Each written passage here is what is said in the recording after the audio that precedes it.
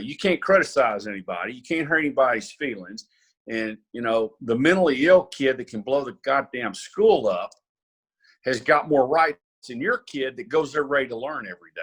That's bullshit. That's a huge mistake we've made in this business.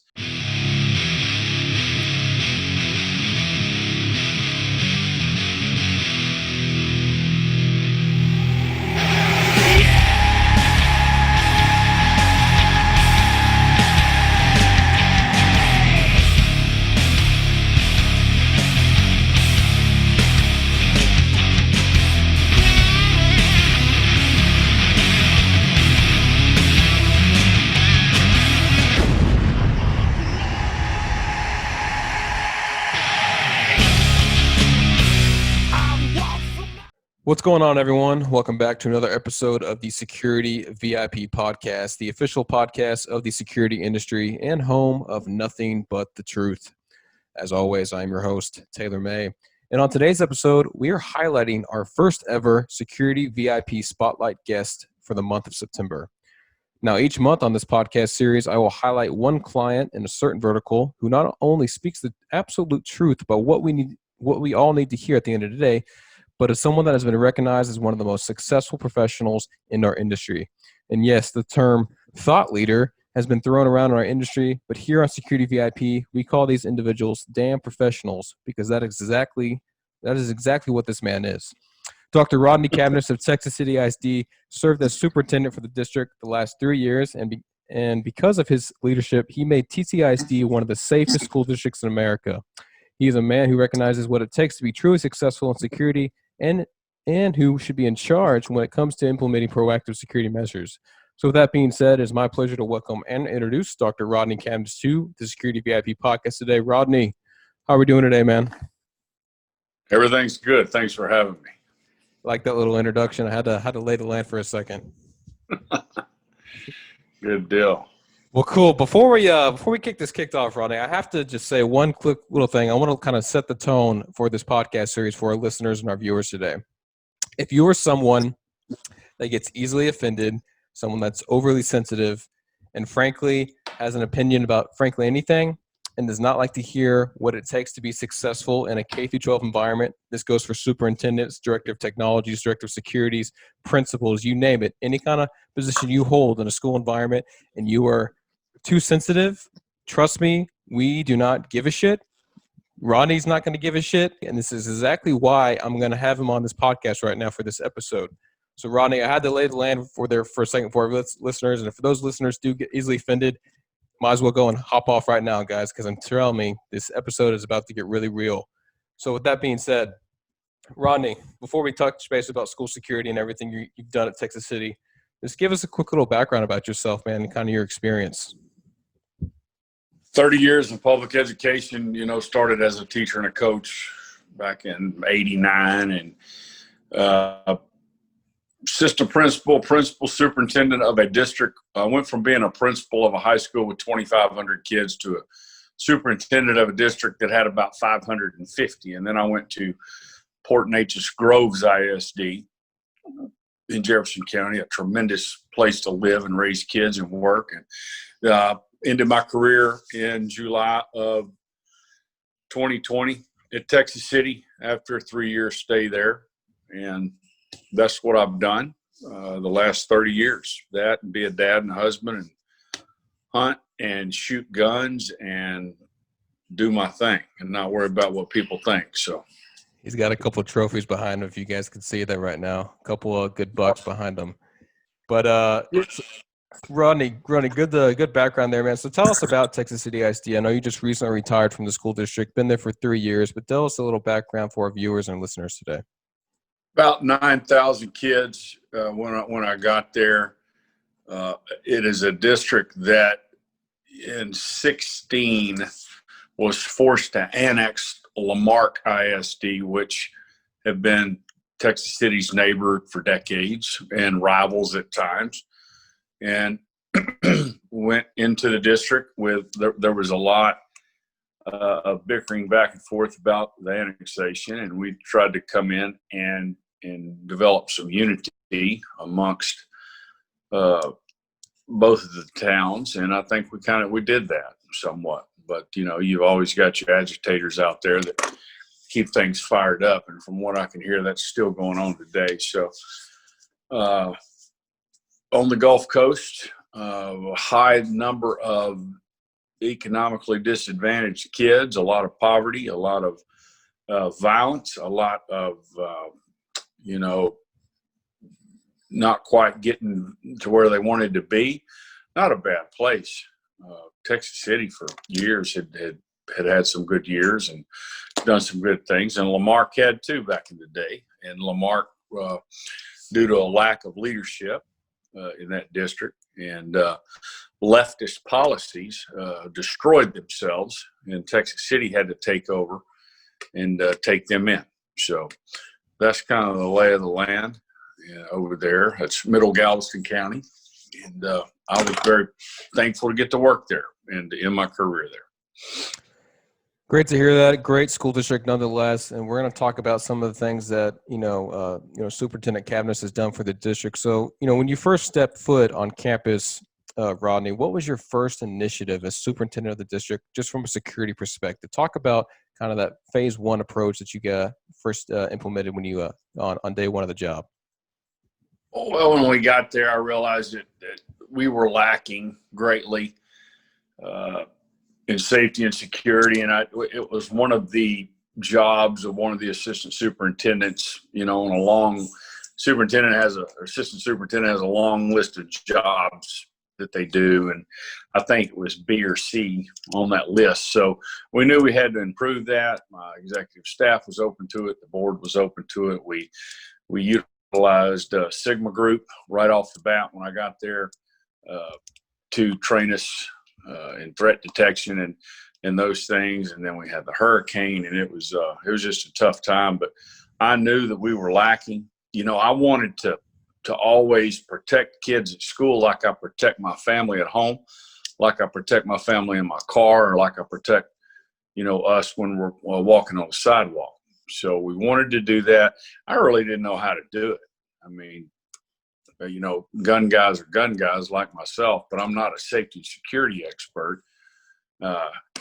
Can shoot a rifle 1,000 yards if I got a good rest. But when bullets are flying and you got a gunman in a school, that's a whole different situation. And I realized that, and how hard that was after I went to a SWAT training deal in Fort Worth, where you had to run from station to station and shoot at moving targets and shoot while you're in it. And it's a tough thing to do.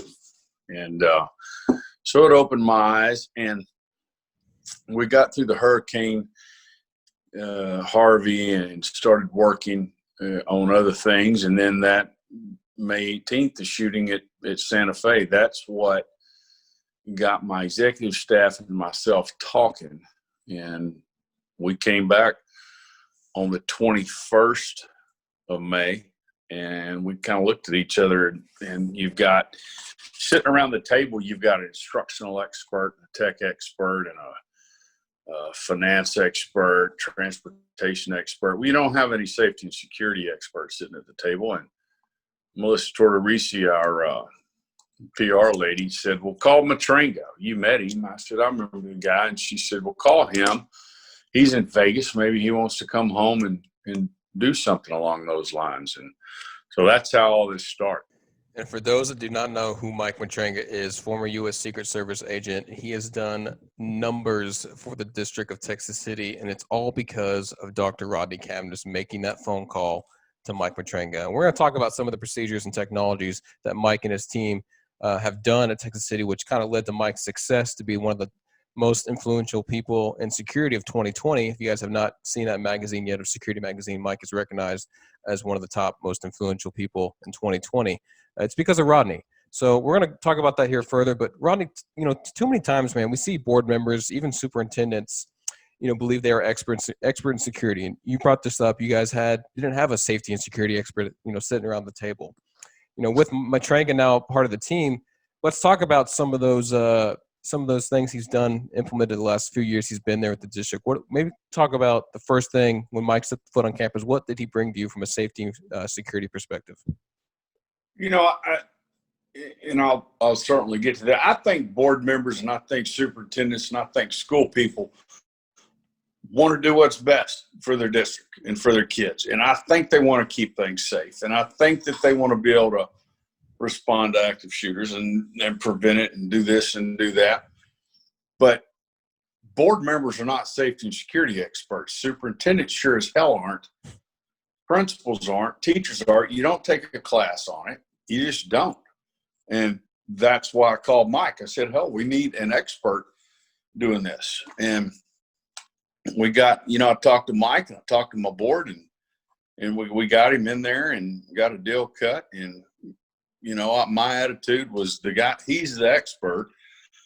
We're going to turn him loose and let him do what he needs to do to keep our kids safe. And luckily, before his arrival, my board had the vision to start thinking about school safety, and they had allocated several $1 million from bonds for that purpose.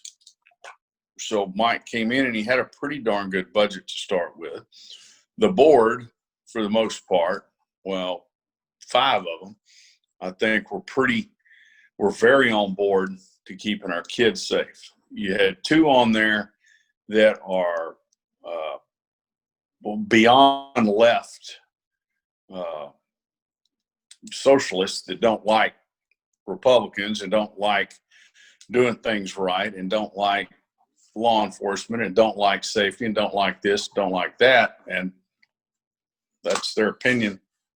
But 5 of them were always very supportive of us. So having Mike's background, I mean, you don't learn what he knows out of a book. You don't learn it from the Texas State Archives that they have at the Safety Center. And I like the place, and I think they've done a fantastic job.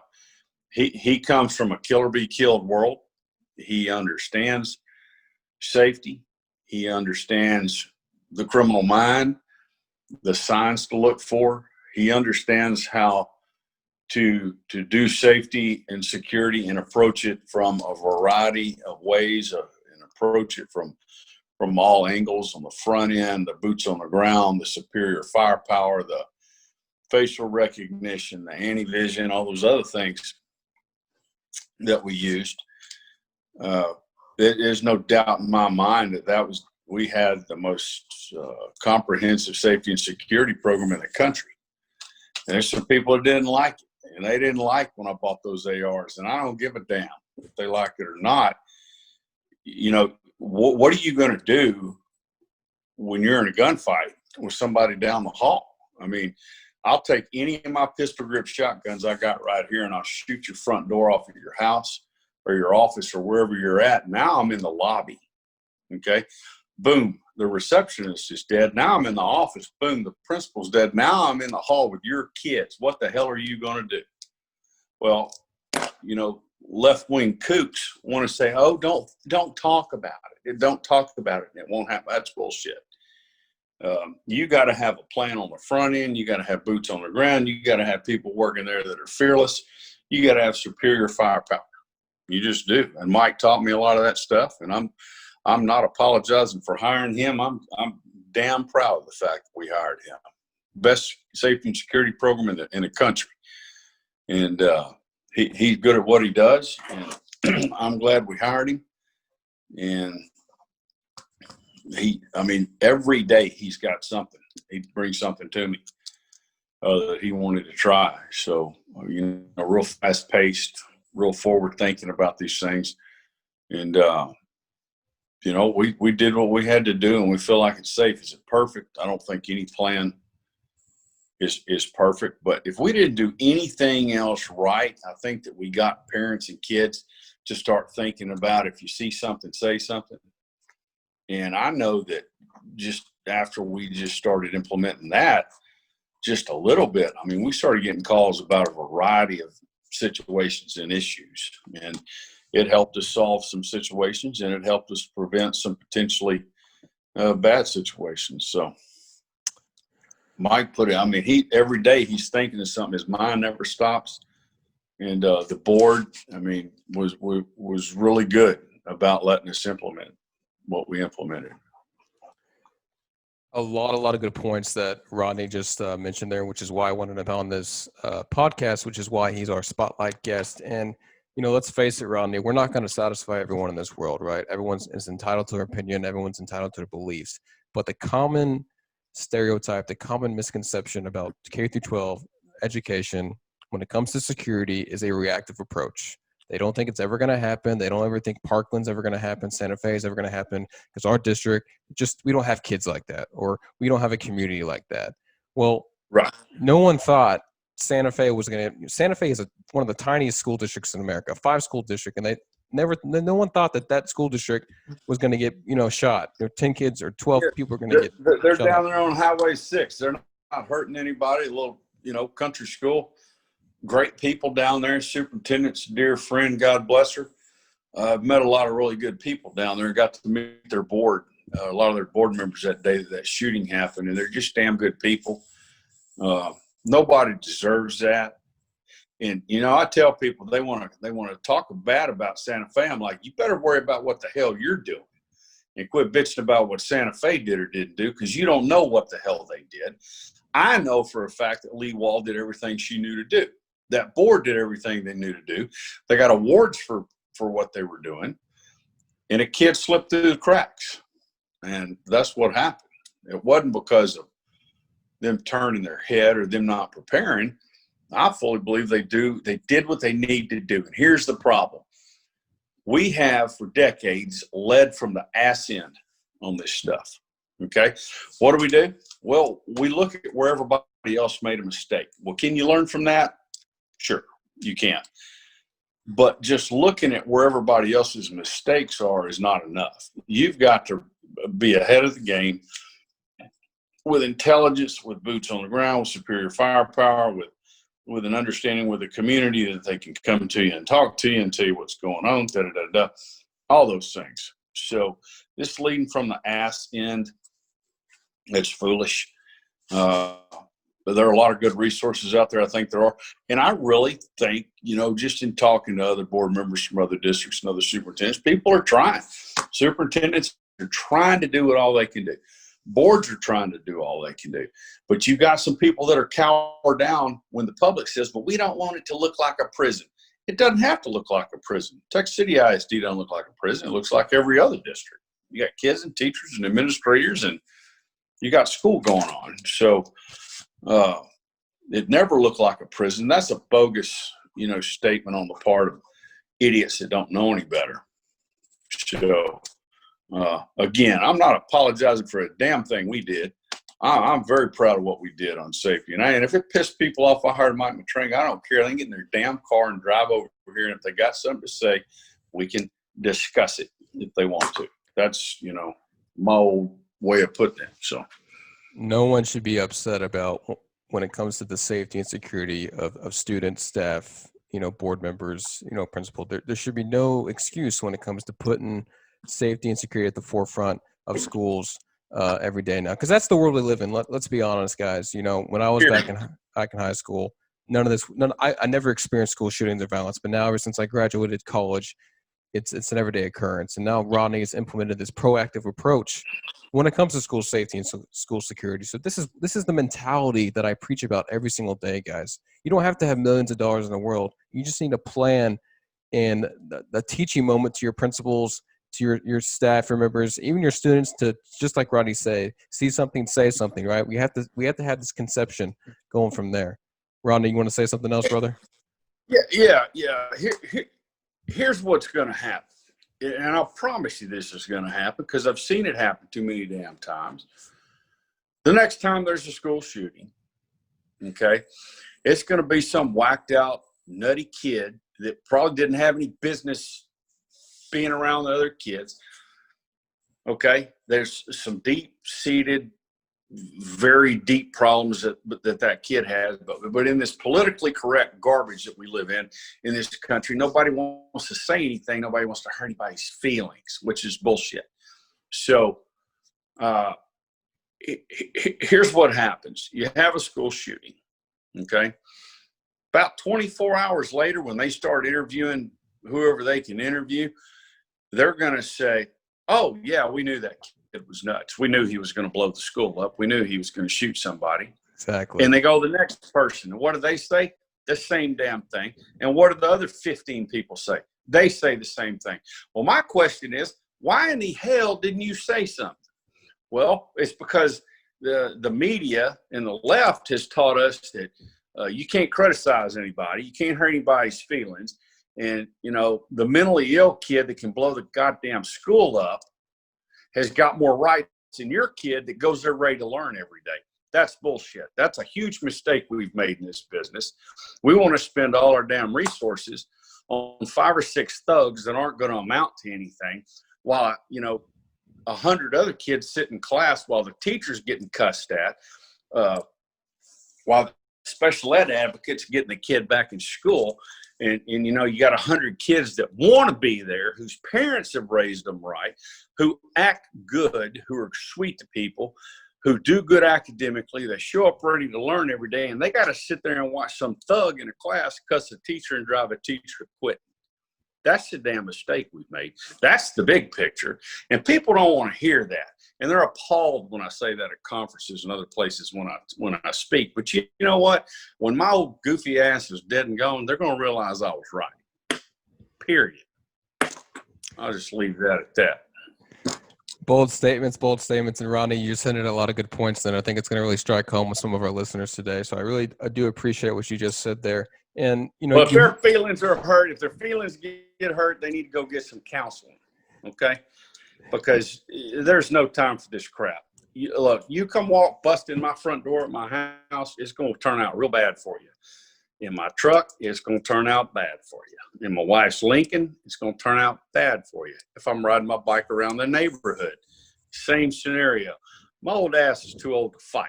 Okay, I got too many scars on my hands and my head from fighting, not skinning my knuckles up anymore. It's just how it is. Why wouldn't we want to protect our kids in that same manner at the school? You know what prevents it? It's politics. That's what it is. Left don't like this stuff. They don't like it one bit.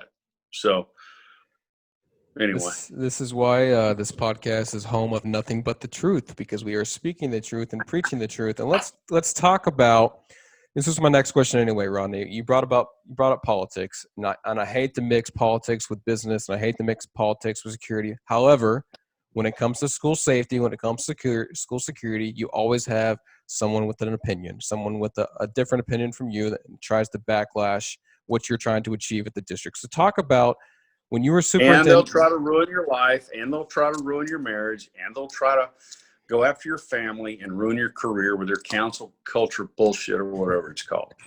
So that's the damn truth. So talk about this further. When you were superintendent, you know, when you made all these decisions to bring on Mike Petranga, to implement all these procedures, you know, talk about what kind of backlash you experienced, or even negative comments you experienced. Because I know Mike, I spoke with Mike when I first met him. He said, Taylor, after everything we've done for the district, some restaurants at Texas City in the community will not serve me, my team, because of what we've done. So talk about that from a superintendent angle, how you've handled kind of the negative media in that light. That's the way it is. I'm the damn super. It's easy for them to complain when they're not making the damn decision. You know, it just always is. And they got to understand, you would think people would appreciate the fact that I want their kids protected as well as mine are at home. Okay. But because of politics and cancel culture and the garbage that goes on in the media, you know, they'll come after you and they'll try to ruin your career, ruin your family, ruin your marriage, ruin your reputation. Because what liberals do is you make up a lie about somebody and then you attack them. That's just what they do. And, you know, I even board members that I've been on opposing sides with politically, we've always gotten along pretty good. I mean, I got along good with all 7 of the board members at Texas City. And really, you know, I don't think they got too involved in all that mess and brought it to me. They really didn't. I think they know I wouldn't listen to it or wouldn't have paid any attention to it. But, you know, that's a sad state of affairs. Petranga and his team can't get fed at one of those, you know, disgusting restaurants in Texas City because of what they do. That's why people move the hell out of there, you know. And you got the Doyle family and all those other good people there. There's so many wonderful people right there in Texas City. But, you know, it's unbelievable the way that the far left thinks. It hadn't worked anywhere in the world, and it's not going to work here. And I guess to answer your question, I didn't pay any attention to it. So I just did what I knew was best. At the end of the day, it was going to turn out good. And that's what I did. But, you know, you get a little more courageous at the end of your career when you can retire. So, you know, I mean, that's the honest answer. But, of course, nothing. That's the honest truth too. So nothing but the truth, which is what this podcast is about, and definitely what Rodney is preaching. So moving on from that, Rodney, good points you brought up there, man. But let's start fresh here. Let's say someone new, with all your accolades and all the achievements you've successfully had in your career and even at Texas City. Let's say someone new is now on a superintendent role, the same role you were at, at Texas City. What's one piece of advice you would give that superintendent from a security perspective? Let's hear it. Have a hands-off approach with Mike Matranga and his team. Let them do their job, because school people we're not safety and security experts. We're curriculum experts and personnel experts and this supposed expert, Let him do his job. I mean, it's separate from everything else, but it's intertwined at the same time. So I think the new superintendent will do good there, I hope. Good advice for sure. And definitely, guys, something I've always, even not just with Texas City, but when I meet other school districts with my own company, AnyVision, I try not to compare them to Texas City, because Texas City's done some great things, but I try to educate them, say, hey, do you have a superintendent that understands what you're trying to achieve, at the school district from a security perspective? This is me talking to a director of security. Do you have a superintendent or a board that understands, what you want to achieve, what you're trying to accomplish? Or do you have a superintendent that, they have the final call, they're not going to let you do your job? And that's when that conversation first gets started, is because if we set the tone right there, and the reason why you hired that person to do their job, to implement a safe and secure environment for students and staff, it will spread like wildfire within a school district, and then it'll hopefully replicate with your students, staff, and even the board members of the district. But it starts with the superintendent. It starts with guys like Rodney and his team at the board level to make these high-level decisions, and then say, hey, I'm not experts in this category. Mike Matranga is. He's going to, come up with a game plan for how to create a safer, more secure tomorrow. And then we're going to listen to him and consult him and, make the decision to say, yeah, we trust in Mike. We're going to implement these policies and procedures. But it starts from the top, guys. And I can't say that enough about school districts that I mentioned, because just to Rodney's point, man, if we had more guys like Rodney and, him and his team at the school board level, then I think this world would be a lot in a much safer place and prevent, hopefully, active shooter situations. Good stuff. And I'll say, I think boards and superintendents, I think they want to do their best, and I think they want to keep kids safe. I just think we need to realize that our strengths are not in school safety and security, and there are experts out there who that is their strength. And I just think it's an excellent opportunity to hire those people and let them do their job. And like I said, my superintendent colleagues around this area and around the state, they're trying all they can do to keep their campuses safe. And I'm proud of them. I think they've done a good job. It all comes down to if you got the money or not to do what you need to do. And a lot of districts don't. So that's the damn truth. And I feel for those people, because, you got $5 and you got to split it up. Where are you going to spend it? You got academics, and you got personnel, and you got athletics, and safety, and this and that, and a dollar don't go real far. You got to stretch it. So I'm proud of the superintendents. I think they're doing a good job, and I think boards are certainly coming around to the idea of it. So.